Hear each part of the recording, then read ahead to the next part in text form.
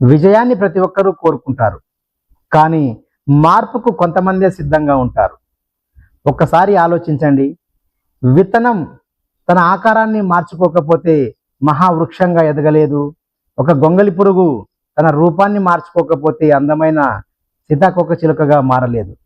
నదీ ప్రవాహం తన మార్గాన్ని మార్చుకోకపోతే మహాసముద్రాన్ని చేరలేదు. అలాగే మార్పును అంగీకరించకపోతే జీవితం ఎన్నో గొప్ప అవకాశాలను కోల్పోతుంది. అభివృద్ధి ఉన్న చోటే ఆగిపోతుంది. మారడం అంటే నిన్ను నీవు కోల్పోవడం కాదు, నీలో ఉన్న గొప్ప వ్యక్తిని బయటకు తీయడం.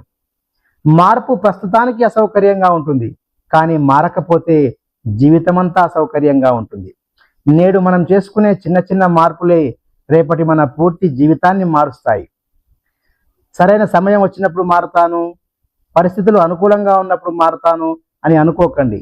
ఎందుకంటే మీరు మారడం ప్రారంభిస్తే సమయం, పరిస్థితులు మీకు అనుకూలంగా మారుతాయి.